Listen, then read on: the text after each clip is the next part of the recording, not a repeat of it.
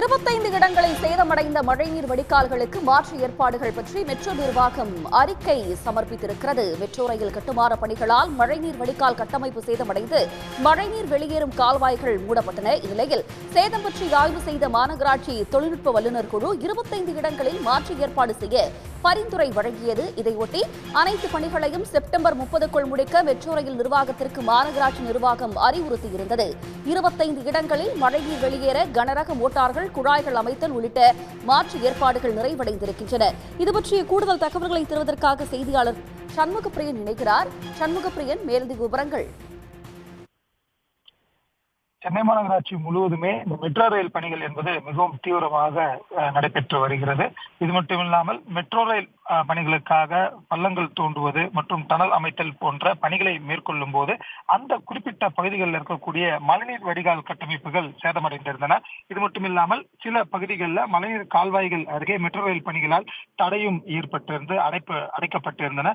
இது போன்ற சூழலில் வடகிழக்கு பருவமழையை சென்னை உட்பட வட மாவட்டங்கள் எதிர்கொள்ள இருக்கக்கூடிய நிலையில் இந்த குறிப்பிட்ட சேதமடைந்த பணி நிலையினால் மழைநீர் வெளியேறுவதில் சிக்கல் ஏற்பட்டு குடியிருப்பு பகுதிகளுக்குள்ளேயே மழைநீர் தேங்கக்கூடிய அபாயம் ஏற்பட்டிருப்பதை சென்னை மாநகராட்சி நிர்வாகம் கண்டறிந்திருந்தனர்.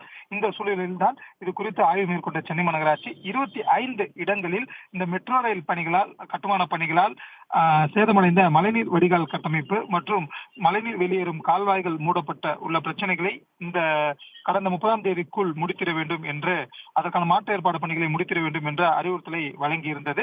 இந்நிலையில் இதற்கான பணிகளை தொடங்கியிருந்த மெட்ரோ ரயில் நிர்வாகம் அந்த 25 இடங்களிலும் அந்த மாற்று ஏற்பாடுகளை, அதாவது மழைநீர் வெளியேற ஏதுவாக மாற்று ஏற்பாடுகளை நிறைவு செய்திருக்கிறது. குறிப்பாக அந்த OMR சாலையில் இருக்கக்கூடிய இந்த உக்கியமடுகு கால்வாய் முழுவதும் சீர் செய்யப்பட்டு மழைநீர் வெளியேற சீரான ஒரு நடவடிக்கை என்பது எடுக்கப்பட்டிருந்தது.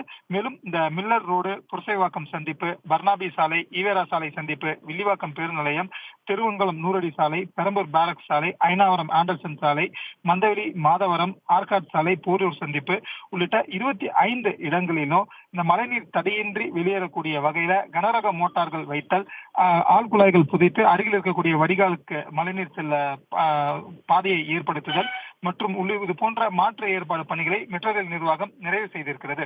இந்த பணிகள் நிறைவு செய்திருப்பதற்கான அறிக்கை, அதாவது அறிக்கையை சென்னை மாநகராட்சி நிர்வாகத்திற்கு மெட்ரோ ரயில் நிர்வாகம் சமர்ப்பித்திருக்கிறது. இதன் அடிப்படையில் சென்னை மாநகராட்சி நிர்வாகம் இந்த குறிப்பிட்ட பணிகளில் எல்லாம் அதிகாரிகள் கொண்ட குழுவினை செய்து ஆய்வு செய்து இதனை உறுதியும் படுத்தியிருக்கிறது. இவ்வாறாக இந்த 25 இடங்கள் மழைநீர் வெளியேற சிக்கல் ஏற்பட்ட அந்த 25 இடங்களிலும் அந்த மாற்று ஏற்பாடு பணிகளை சென்னை மெட்ரோ ரயில் நிர்வாகம் நிறைவு செய்து மாநகராட்சி வசம் அதனை ஒப்படைத்திருக்கிறது.